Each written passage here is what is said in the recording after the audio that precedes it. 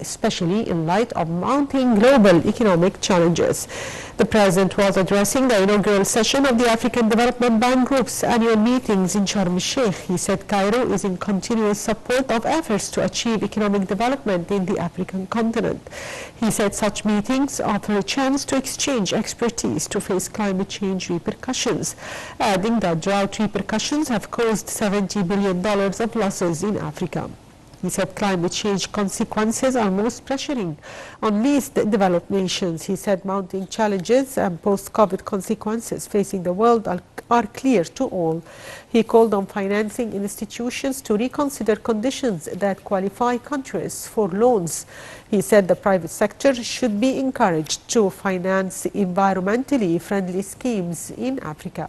The President also highlighted the role played by the AFDB in finding financing solutions that are suitable to the needs of the continent and climate change effects it is facing. 19 على الاقتصاد العالمي جاءت الأزمة الروسية الأوكرانية والتوترات السياسية الدولية لتضيف إلى المشهد العالمي تعقيدات غير مسبوقة تظهر آثارها في اضطرابات حادة في سلاسل التوريد العالمية وموجات تضخمية جارفة. ولقد انعكس هذا المشهد بشكل أكثر قوة على اقتصادات الدول النامية وعلى رأسها اقتصادات دول القارة الإفريقية التي تعاني في الأصل من تحديات داخلية عدة مما يتطلب أفكاراً غير تقليدية للبحث عن حلول تمويلية تساهم في دفع عجلة المشروعات. The African Development Bank Group meetings kick-started in the Egyptian Red Sea resort of Sharm el-Sheikh.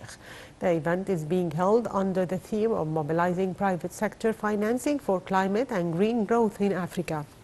Presidential spokesman Councillor Ahmed Fahmy said the inauguration witnessed the participation of a number of African presidents, government heads and various representatives of regional institutions. He said a number of finance ministers, private sector representatives, academics and partners of the AFDB group's member states also attended the session. A number of speakers addressed the event. Addressing the event, Egypt's Central Bank Governor Hassan Abdullah expressed hope that the AFDB group's meetings will materialize a future mechanism to deal with all issues. He called for finding new financing mechanisms to boost abilities of African countries before challenges. He said Africa is not far from global challenges, which he highlighted the role shouldered by regional and international financing institutions concerned with development issues in the continent ahead of the AFDB.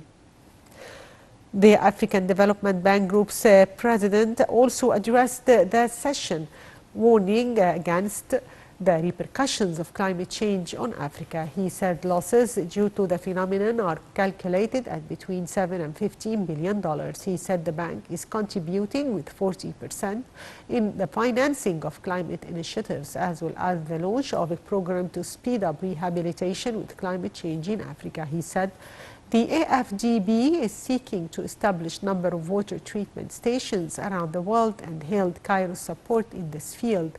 He praised Cairo's decision to turn to renewable energy.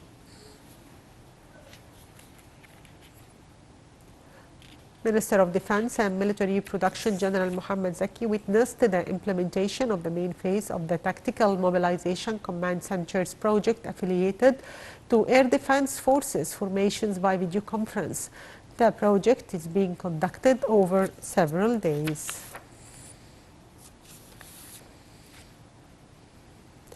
The second session of the Economic Axis of the National Dialogue resumes on Tuesday. The Industry Committee is to discuss over 2 sessions challenges to nationalizing Egyptian industry. Local and International Private Investment Committee is also to discuss how sessions analyzing the investment climate and challenges and chances facing the sector. The first session of the Economic Axis, which includes 8 subcommittees, last Tuesday discussed over 2 sessions drawing up Egypt's tourism map, its fundamentals, and how to draw more tourism investments to Egypt.